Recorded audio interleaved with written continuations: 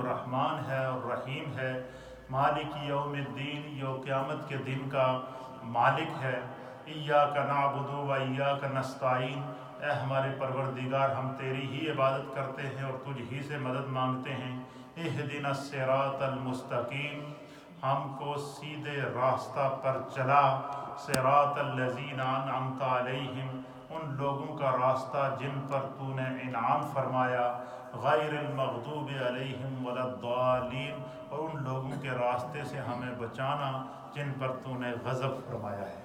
اور حضور علیہ السلام نے فرمایا کہ یہ فاتحۃ الکتاب ہے، اور فاتحہ کا ایک معنی ہے دروازہ۔ کیا ہے؟ جیسے گھر کا دروازہ کھولتے ہیں تو بندہ اندر داخل ہوتا ہے، مسجد کا دروازہ اوپن ہوگا تو آپ اندر داخل ہوں گے، تو گویا کہ یہ قرآن کا باب ہے۔ اس کا ایک کیا ہے؟ قرآن کا باب ہے، دروازہ ہے قرآن کا۔ جس طرح کہ نبی پاک صلی اللہ علیہ وسلم نے حضرت علی کرم اللہ وجہہ الکریم مولا کائنات کی مثال دے کر آپ کے علم کو بیان کرتے ہوئے حضور نے کیا مثال دی؟ سرکار نے فرمایا کہ انا مدینۃ العلم و علی بابہ۔ حضور نے فرمایا کہ میں علم کا شہر ہوں اور اس شہر کا دروازہ علی ہے۔ فرمایا جو دروازے سے داخل ہوگا تو شہر کے اندر داخل ہو سکتا ہے۔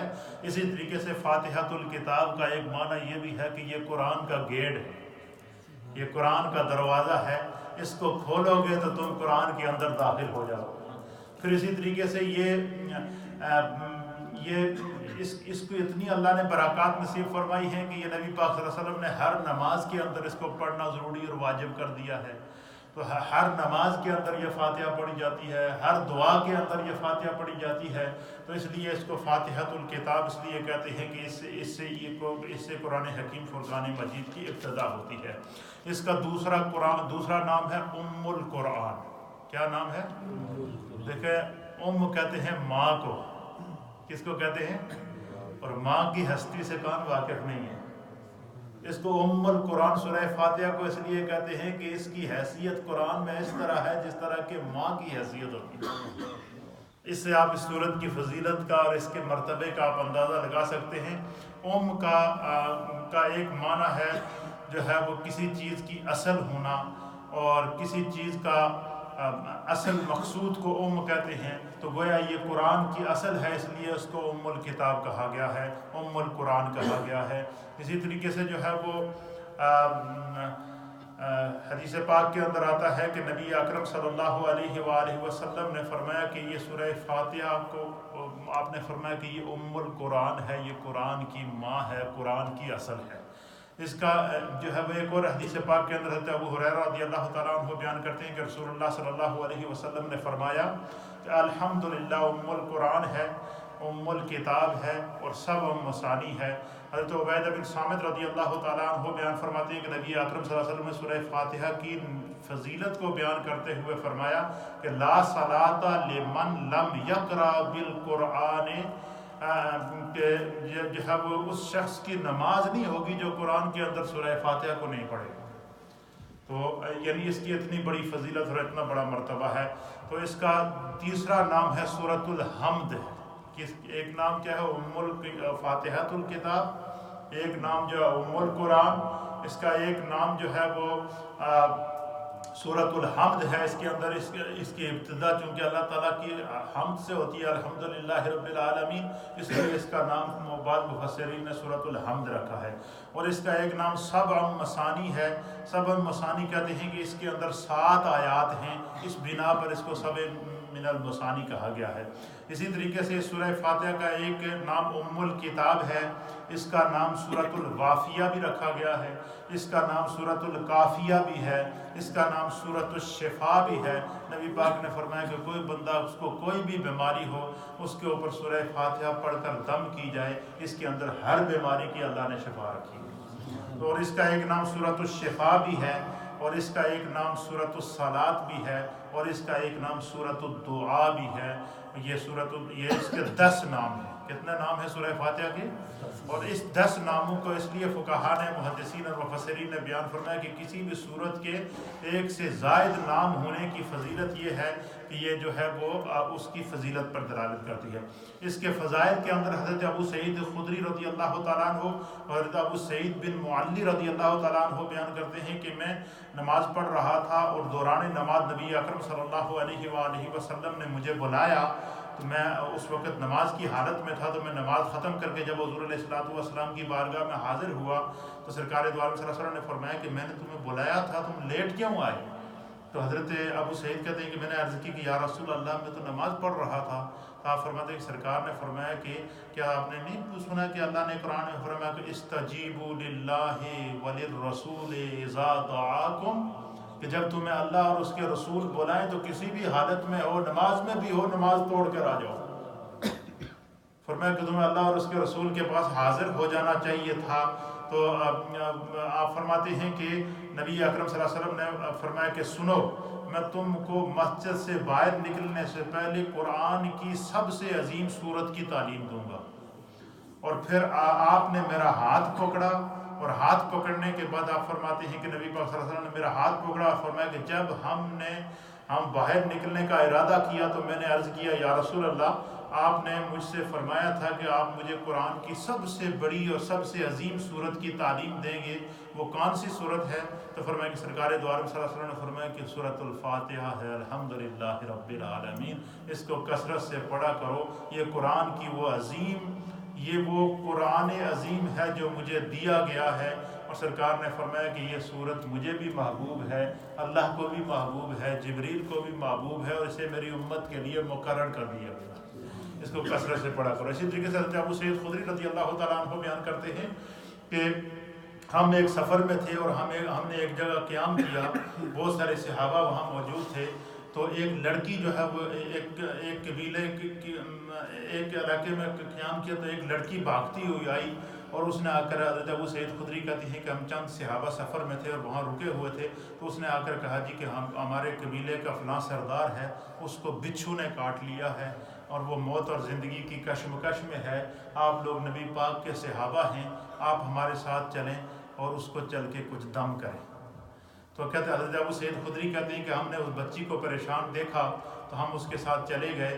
حضرت ابو سعید خدری کہتے ہیں کہ میں گیا اور میں نے دیکھا کہ جو باقاعدہ اس کو پاؤں سے بچھو نے کاٹا ہوا تھا، اس کے پاؤں میں زہر پھیل رہا تھا، تو میں نے اس کے پاؤں کو اوپر سے پکڑ کر دبایا، اور دبانے کے بعد حضرت ابو سعید خدری کہتے ہیں کہ چونکہ سرکار نے فرمایا تھا کہ سورہ فاتحہ سورۃ الشفا ہے، تو حضرت ابو سعید خدری کہتے ہیں کہ میں نے سورہ فاتحہ شریف پڑھنے کے بعد میں نے اس شخص پر دم کیا، اور دم کرنے کے بعد جب میں نے دم کیا تو اس کو بچھو کا زہر ختم ہو گیا، اس کا سوزش وہیں پر ورم ختم ہونا شروع ہو گیا اور وہ شخص ٹھیک ہو گیا۔ فرمایا کہ جب وہ ٹھیک ہو گئے تو ان سارے قبیلے والوں نے خوشی کا اظہار کیا اور وہ بڑے خوش ہوئے۔ تو پھر جب ہم وہاں سے آنے لگے تو انہوں نے کہا جی کہ آپ نے ہمارے قبیلے کی چونکہ جان بچائی ہے، ہمارے سردار کی، اور آپ کی وجہ سے اس کو اللہ نے نئی زندگی دی ہے، لہٰذا ہم آپ کی کچھ خدمت کرنا چاہتے ہیں۔ تو فرمایا کہ انہوں نے ہمیں، حضرت ابو سعید خدری کہتے ہیں کہ انہوں نے ہمیں 30 بکریاں تحفے میں دیں۔ سورہ فاتحہ کا دم کرنے کے اوپر انہوں نے کیا کیا؟ 30 بکریاں ہمیں تحفے میں دی۔ اب وہ جب 30 بکریاں صحابہ لے کر آئے تو اب صحابہ میں اختلاف پیدا ہو گیا۔ اختلاف یہ پیدا ہوا کہ کیا یہ بکریاں ہمارے لیے لینا جائز ہیں یا کہ نہیں۔ تو اب جب اختلاف پیدا ہوا تو پھر انہوں نے کہا کہ ہم نے یہ فیصلہ کیا کہ چونکہ ہم نے یہ بکریاں وصول کر لی ہیں، لہٰذا ہم ان بکریوں کو لے کر سرکار دو عالم صلی اللہ علیہ وسلم کے پاس چلتے ہیں، سرکار کے سامنے یہ کیس رکھتے ہیں۔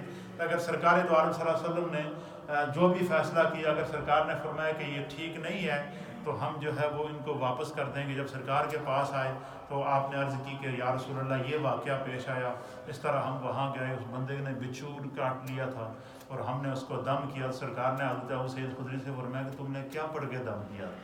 تو انہوں نے عرض کی یا رسول اللہ میں نے سورہ فاتحہ کو پڑھا۔ حضور نے فرمایا بے شک وہ تو سورۃ الشفا ہے۔ تو آپ نے عرض کیا کہ یا رسول اللہ انہوں نے ہمیں اتنی بکریاں دی ہیں ہدیے کے طور پر، ہم اس کو آپ کے پاس لائے ہیں، تو ہم ان کا کیا کریں؟ تو حضور نے فرمایا کہ یہ تو اللہ کی طرف سے تمہیں ہدیہ ملا ہے، خود بھی تقسیم کرو، آپس میں بھی تقسیم کرو، اس ہدیے میں میرا حصہ بھی کرو۔ تو اس حدیث میں سے جو ہے وہ فقہاء اور محدثین نے لکھا ہے کہ اس حدیث سے پتہ چلا کہ یہ سورہ فاتحہ کسی بھی بیماری کے اوپر پڑھ کے دم کی جائے تو جائز ہے۔ پھر یہ جو کہتے ہیں کہ آپ فلاں آدمی کو دم کریں، تو یہ دم کہاں سے ثابت ہے؟ تو یہ اس حدیث کے اندر حدیث صحیح ہے کہ صحابہ اکرام کسی بھی بیماری کے اوپر سورہ فاتحہ کو دم کیا کرتے تھے۔ اسی طریقے سے جو ہے وہ حضرت ابو ہریرہ رضی اللہ تعالیٰ عنہ بیان کرتے ہیں کہ رسول اللہ صلی اللہ علیہ وسلم نے فرمایا کہ میرے بندے کے درمیان سورہ فاتحہ، اللہ تعالیٰ فرماتا ہے کہ میرے اور میرے بندے کے درمیان سورہ فاتحہ کو تقسیم کر دیا گیا۔ تقسیم کیا کر دیا گیا ہے؟ فرمایا آدھا آدھا تقسیم کر دیا گیا ہے۔ اللہ فرماتا ہے کہ میرا بندہ جب میری حمد و ثنا کرتا ہے، الحمدللہ رب العالمین الرحمن الرحیم مالک یوم الدین، فرمایا یہ میرا بندہ جب میری حمد و ثنا کرتا ہے، میری حمد و ثنا کے بعد جب وہ دعا کرتا ہے اور دعا کرتا ہے کہ اہدنا الصراط المستقیم صراط الذین انعمت علیہم، فرمایا میرا بندہ سورہ فاتحہ کے اندر جو بھی مجھ سے دعا کرتا ہے میں اس کو اسی وقت عطا کر دیتا ہوں۔ تو پھر اس سے یہی وجہ ہے کہ علماء نے لکھا کہ جب بھی دعا کی جائے تو جہاں اور صورتیں پڑھی جائیں، جہاں اور قرآن پڑھا جائے، وہاں سورہ فاتحہ ضرور پڑھی جائے۔ جس دعا میں سورہ فاتحہ پڑھی جائے گی اس دعا کی قبولیت میں کوئی شک نہیں ہوتا۔ یہ اس کی برکات ہیں، اس کے بہت سارے فضائل ہیں۔ اس کے مضامین کے اندر توحید کو بیان کیا گیا، اس کے مضامین میں نبوت کو بیان کیا گیا، اس کے مضامین میں عبادت کو بیان کیا گیا، اس کے مضامین کے اندر وعد اور وعید قیامت کے احوال کو بیان کیا گیا، اس کے مضامین کے اندر قصص اور امثال کو، گزشتہ امتوں کے قصص اور امثال کو بیان کیا گیا۔ سورۃ الفاتحہ کے مضامین کے اندر معاد اور دعا کو بیان کیا گیا۔ بظاہر یہ چھوٹی سی صورت ہے لیکن اپنے اندر پورے قرآن کا یہ خلاصہ رکھتی ہے۔ اسی طریقے سے قرآن حکیم فرقان مجید کی دوسری صورت ہے سورۃ البقرہ۔ کیا نام ہے صورت کا؟ اور یہ قرآن کی سب سے بڑی صورت ہے۔ قرآن پاک کی سب سے بڑی صورت کون سی ہے؟ سورہ بقرہ ہے، اور اس صورت کی 286 آیات ہیں۔ کتنی آیات ہیں؟ اور اس کے اندر 40 رکوع ہیں۔ سورہ بقرہ کی 286 آیات ہیں، 40 رکوع ہیں، اور یہ مدنی صورت ہے، اور یہ وہ صورت ہے جو سب سے پہلے ہجرت کے بعد نبی پاک صلی اللہ علیہ وسلم پر مدینہ طیبہ میں نازل ہوئی۔ مدینہ طیبہ میں نازل ہونے والی صورتوں میں سب سے پہلی صورت جو ہے وہ کون سی صورت ہے؟ سورہ بقرہ ہے، اور یہ قرآن مجید کی سب سے طویل صورت ہے۔ مدینہ منورہ میں نازل ہوئی، اور اس صورت کے اندر اللہ رب العالمین نے مسلمانوں کے لیے زندگی گزارنے کے تمام احکامات، حکومت اور اسلامی ریاست کے تمام قوانین کو اللہ نے سورہ بقرہ کے اندر بیان فرمایا۔ اس سے پہلے مکی صورتیں جتنی تھیں، مکی صورتوں کے اندر جو ہے وہ توحید کے اوپر زور دیا گیا، کیونکہ وہاں پر مشرکین زیادہ تھے، بت پرست زیادہ تھے، بت پرستی بہت کرتے تھے، حتیٰ کہ اس حد تک انسان غفلت کے اندر کھو چکا تھا کہ اس نے کعبے کے اندر بھی 360 بت رکھے ہوئے تھے۔ اس حد تک انسان شرک کے اندر ڈوب چکا تھا۔ تو مکی صورتوں کے اندر توحید کی تعلیم دی گئی، شرک کی بے خونی کی گئی، اور توحید، عقیدہ توحید کو مسلم کیا گیا، اور مدنی صورتوں کے اندر جو ہے وہ احکام کو اللہ نے بیان فرمایا۔ جب نبی پاک ہجرت کر کے مدینہ آئے اور مدینہ طیبہ میں مسلمانوں کی ریاست قائم ہو گئی، تو اب اس کے اندر سورہ بقرہ کے اندر زندگی گزارنے کا اصول اور اس کے تمام قوانین اور تمام شرعی مسائل کو اللہ تعالیٰ نے جو ہے وہ اس کے اندر نازل فرمایا۔ اور اس کے بارے میں ہمارے مفسرین نے لکھا کہ مدینہ منورہ میں نازل ہونے والی تمام صورتوں میں مسلمانوں کے انفرادی اور اجتماعی اور نظام حیات اور عبادات، سیاسیات، معاشیات، اقتصادیات، عمرانیات کے تمام اصول اور احکام کو اللہ تعالیٰ نے سورہ بقرہ کے اندر بیان فرمایا۔ یہ یعنی گویا کہ پورا ایک نظام اور پورا دستور جو ایک اسلامی ریاست کو چلانے کا دستور ہے، اسلامی ریاست کو چلانے کے جو قوانین ہیں، اسلامی ریاست کو چلانے کے جو اصول اور ضوابط ہیں، اسلامی ریاست کے چلانے کا جو دستور اور دستور حیات ہے، اللہ تعالیٰ نے اس کو سورہ بقرہ کے اندر بیان فرمایا۔ پھر اسی طریقے سے فرماتے ہیں کہ یہ سورہ بقرہ کے اندر جو ہے وہ تمام اصولوں کو بیان فرمایا گیا، اور اس کے برخلاف جب مکی صورتوں کو دیکھتے ہیں تو اس کے اندر اللہ تعالیٰ نے اعتقادیات کو بیان فرمایا، اخلاقیات پر زور دیا گیا، کیونکہ مدینہ منورہ میں مسلمانوں کی اپنی ریاست قائم ہو چکی تھی۔ نظام مملکت چلانے کے لیے جن اصولوں اور قواعد کی ضرورت تھی، مسلمانوں کی تمدنی زندگی کی فوز و فلاح کے لیے عبادات اور اجتماعی نظام کی ضرورت تھی، اس لیے اللہ تعالیٰ نے سورہ بقرہ کے اندر ان تمام نظاموں کی نشاندہی فرمائی ہے۔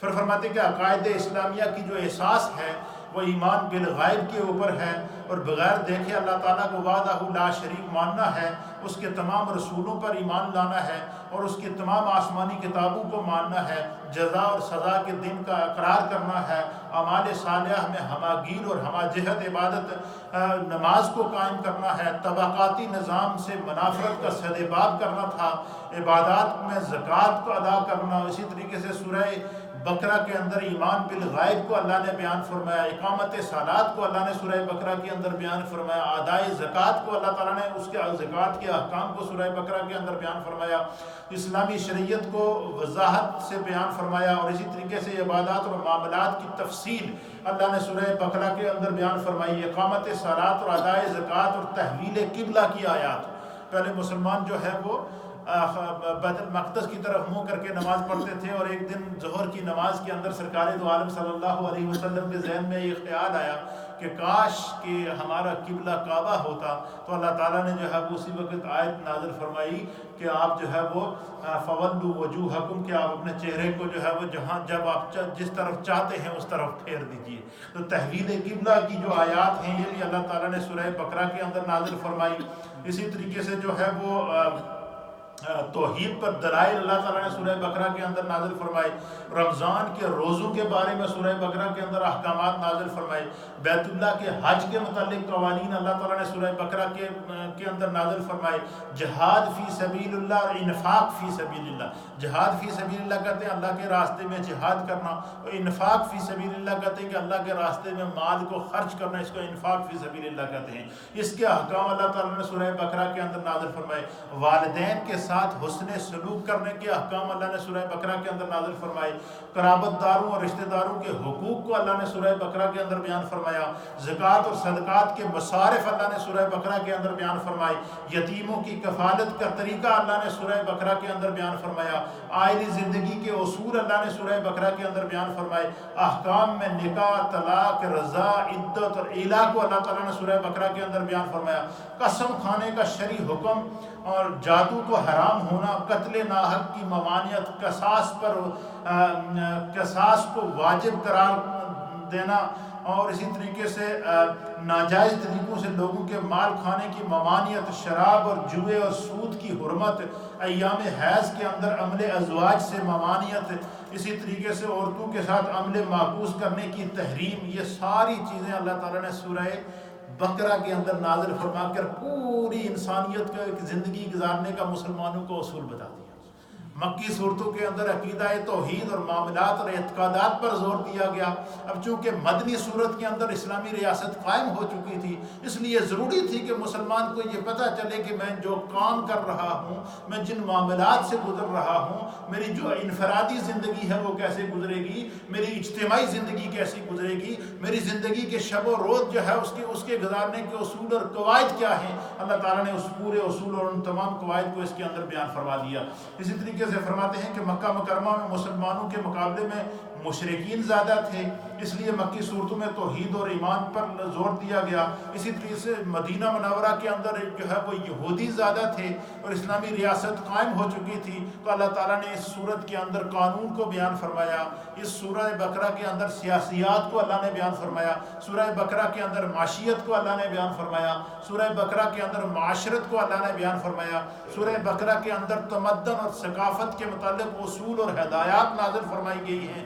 اسی طریقے سے مسلمانوں کے مقابلہ میں یہودیوں سے زیادہ تھا، اس لیے حضرت موسیٰ علیہ السلام کو گزرے ہوئے تقریباً 2000 سال جو ہے وہ آپ کو ظاہری طور پر پردہ فرمائے ہوئے ہو چکے ہیں۔ تو اس لیے جو ہے وہ یہودیوں نے جو ہے وہ توراۃ کے اندر مانوی طور پر تحریف کر دی تھی، تو مدینہ منورہ میں یہود کے علاوہ منافقین بھی تھے، اس لیے اس صورت کے اندر منافقین، کفار، مشرکین، یہود و نصارہ نصارہ اور منافقین کے متعلق جو ہے وہ اللہ نے آیات نازل کر کے مسلمانوں کو متنبع کر دیا کہ آپ نے ان سے ہوشیار بھی رہنا ہے، اور ان کا دین جو ہے یہ اسلام کے بالکل برعکس ہے، اس لیے اس سے ان کی سازشوں کا مقابلہ کرنا ہے۔ پھر اسی طریقے سے فرمایا کہ سورہ فاتحہ شریف کے اندر دیکھیں تعلیم دی گئی کہ بندہ دعا کرتا ہے کہ اہدنا الصراط المستقیم۔ یہ سورہ فاتحہ میں کیا تھی کہ اہدنا الصراط المستقیم، یہ بندہ دعا کرتا ہے۔ کیا دعا کرتا ہے کہ اللہ مجھے سیدھے راستے پر چلا۔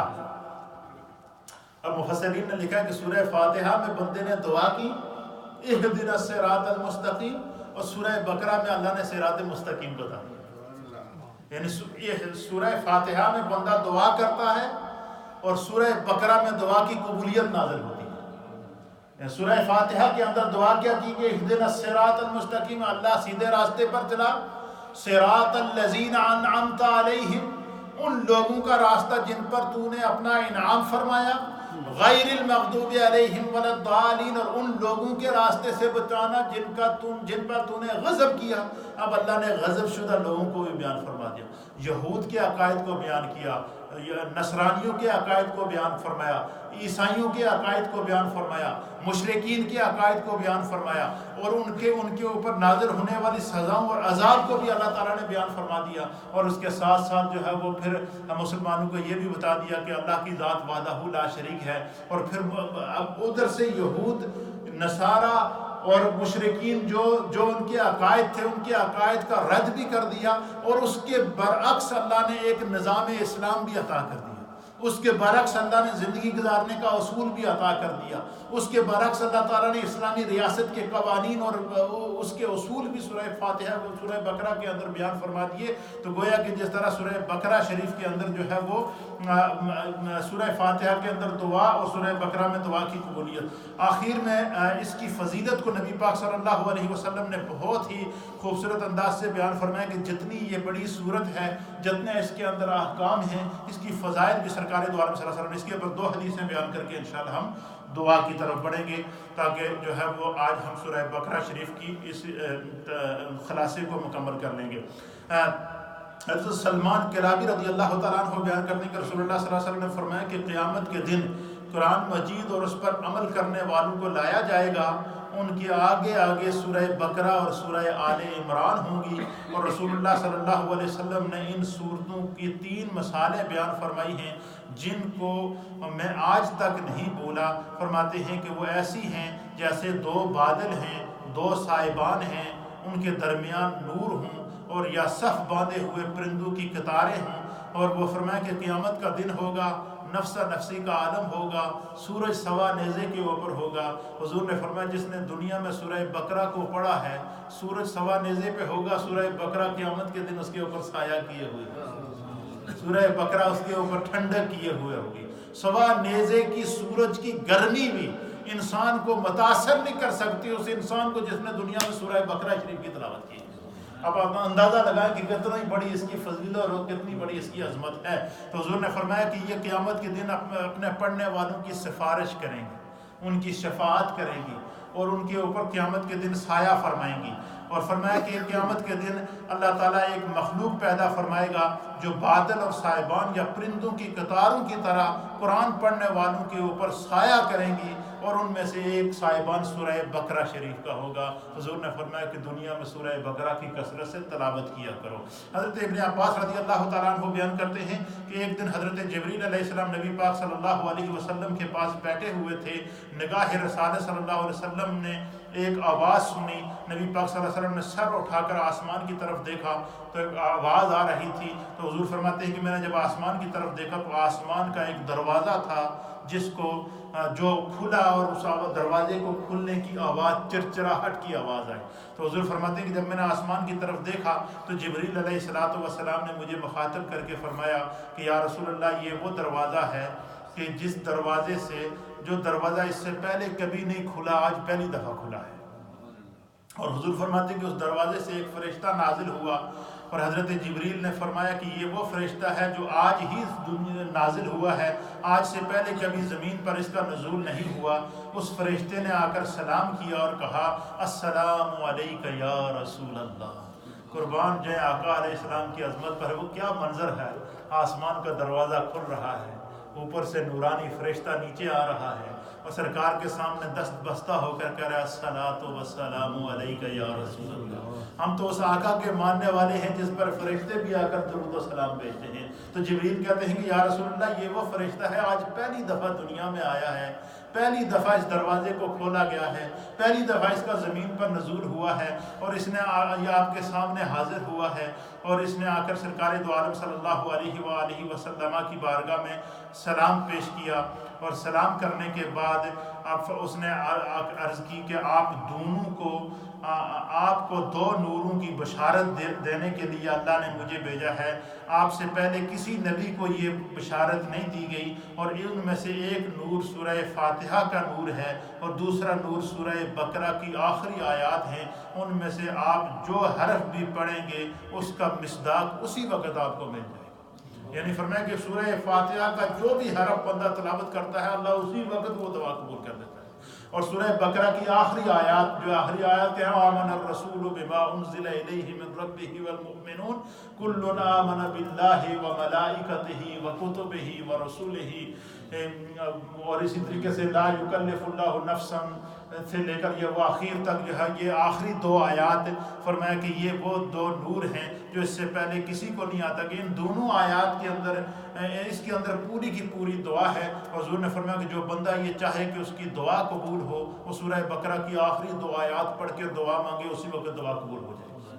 اسی طریقے سے حضرت ابی بن کعب رضی اللہ تعالیٰ عنہ بیان فرماتے ہیں کہ نبی اکرم صلی اللہ علیہ وسلم نے فرمایا کہ جس شخص کو، جو بندہ یہ چاہے کہ اس کے گھر میں شیطان داخل نہ ہو، اگر بندہ چاہے کہ گھر میں شیطان کا داخلہ ممنوع ہو جائے، کیونکہ جس گھر میں شیطان داخل ہوتا ہے وہاں فتنے پیدا ہوتے ہیں، جس گھر میں شیطان داخل ہوتا ہے وہاں پر جو ہے وہ جھگڑے ہوتے ہیں، تباہیاں اور بربادیاں ہوتی ہیں۔ حضور فرماتے ہیں جس گھر میں سورہ بقرہ پڑھی جاتی ہے اس گھر میں شیطان کا داخلہ ممنوع ہو جاتا ہے۔ گویا کہ اس سے یہ پتہ چلا کہ اگر ہم چاہیں کہ ہمارے گھروں میں امن ہو، ہمارے گھروں کے اندر جو وہ شر شیطان سے ہمارے گھر والے محفوظ رہیں، ہمارے گھر والے اشرار کی شر سے محفوظ رہیں، تو فرمایا کہ وہ سورہ بقرہ شریف کی کثرت سے تلاوت کریں۔ اور فرمایا کہ اس سورہ بقرہ کے اندر ایک ایسی آیت ہے جس آیت کو اللہ تعالیٰ نے پورے قرآن میں سب سے افضل آیت بنایا ہے، اور حضور نے فرمایا کہ وہ آیت کون سی ہے؟ سرکار نے فرمایا وہ آیت الکرسی ہے۔ کیا ہے؟ آیت الکرسی شریف ہے۔ آیت الکرسی اللہ لا الہ الا هو الحی القیوم لا تأخذہ سنۃ ولا نوم، یہ ہم ہر نماز کے بعد پڑھتے ہیں۔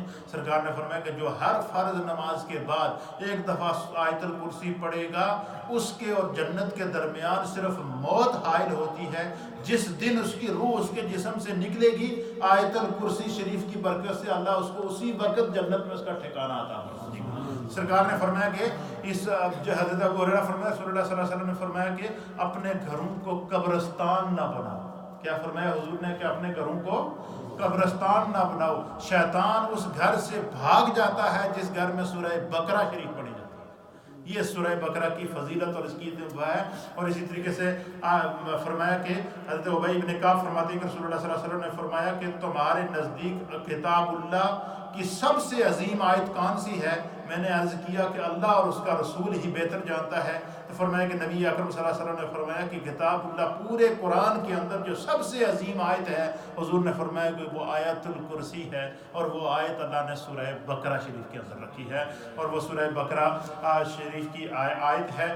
اسی طریقے سے سورہ بقرہ کے اندر جو ہے وہ اس کے بے شمار فضائل اور مناقب ہیں۔ اس کا حاصل کلام یہی ہے، حضرت حذیفہ بیان کرتے ہیں کہ نبی اکرم صلی اللہ علیہ وآلہ وسلم نے فرمایا کہ دوسرے لوگوں پر 3 درجوں کی فضیلت تمام روئے زمین کو تمہارے لیے مسجد بنا دی گئی ہے، اور تمہارے لیے جو ہے وہ مٹی کو تمہارے لیے اعلیٰ طہارت بنا دیا گیا ہے، تمہاری صف فرشتوں کی مانت کر دی گئی ہیں۔ یہ امت کی فضیلت بیان فرمایا گیا ہے، اور ہم کو اللہ نے وہ آیات عطا فرمائی ہیں جو کسی بھی جو ہے وہ نبی کی امت کو عطا نہیں کی گئی۔ سرکار نے فرمایا کہ وہ آیات وہ ہیں جو عرش الہی کے نیچے سے براہ راست اللہ نے میرے قلب پر نازل فرمائی ہیں، اور وہ آیات سورہ بقرہ کی آیات ہیں۔ یعنی سورہ بقرہ کی وہ فضیلت والی صورت ہے. حضور نے فرمایا کہ اس کو عرش الہی کے نیچے سے براہ راست اللہ نے میرے قلب اطہر پر نازل فرمایا ہے.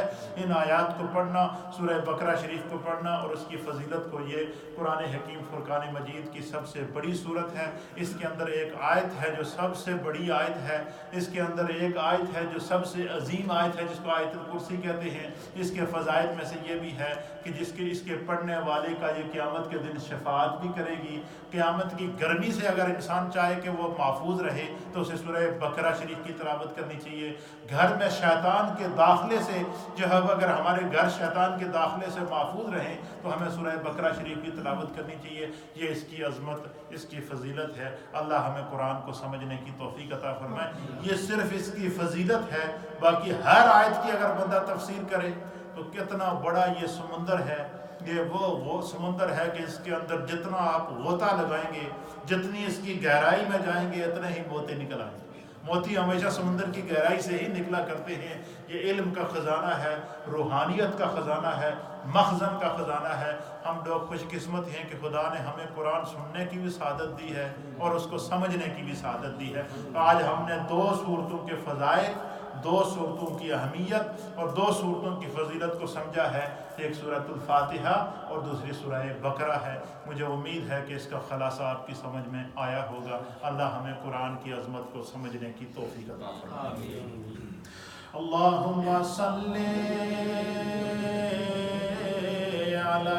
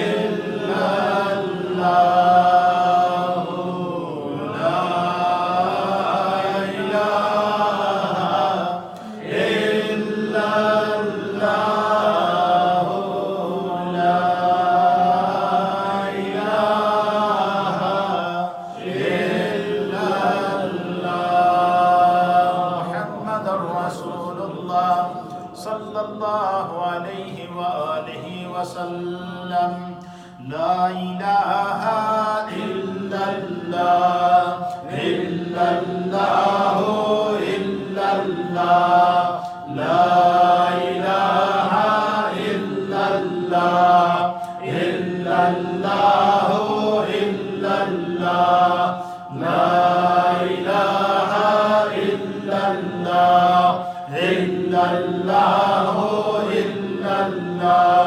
لا الہ الا اللہ الا اللہ الا اللہ لا الہ الا اللہ الا اللہ الا اللہ لا الہ الا اللہ الا اللہ الا اللہ لا الہ الا اللہ محمد رسول اللہ صلی اللہ علیہ وآلہ وسلم الا اللہ الا اللہ الا اللہ الا اللہ الا اللہ الا اللہ الا اللہ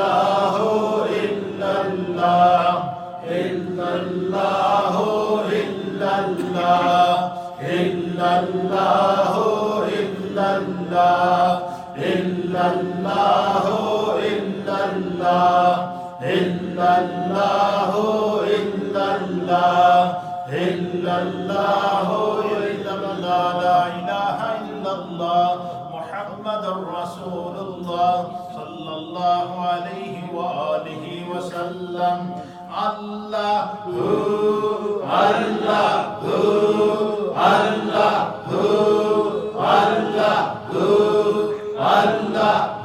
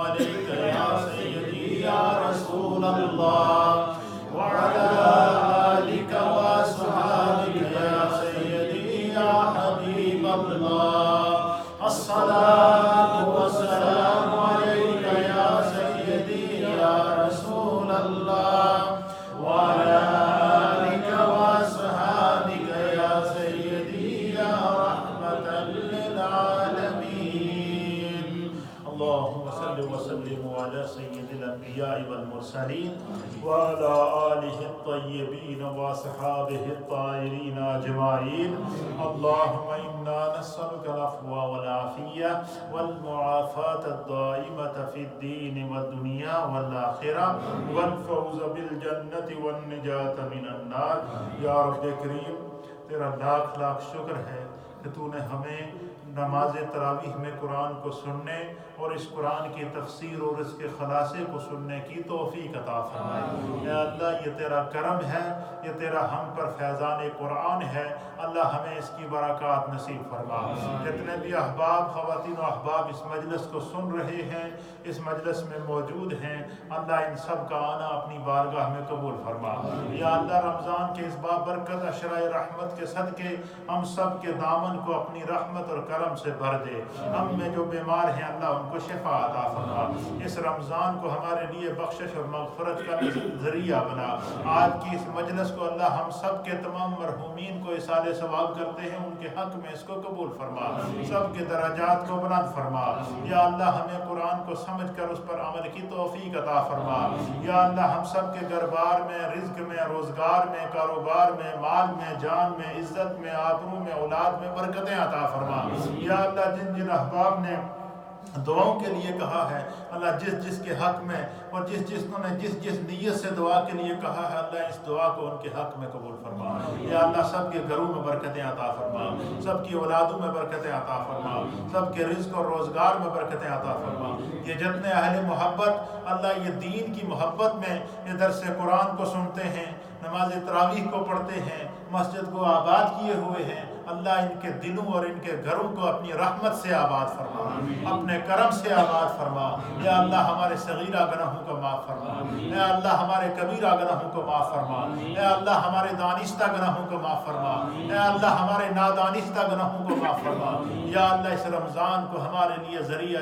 بخشش بنا، یا اللہ اس رمضان کو ہمارے لیے ذریعہ کرم بنا، یا اللہ اس رمضان کو ہمارے لیے ذریعہ رحمت بنا۔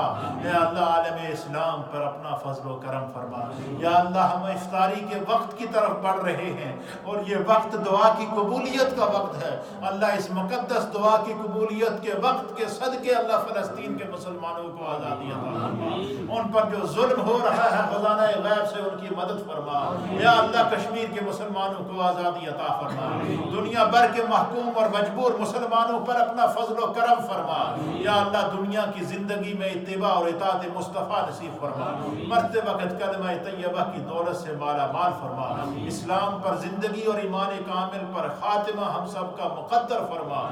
رب اغفر وارحم وانت خیر الراحمین برحمتک یا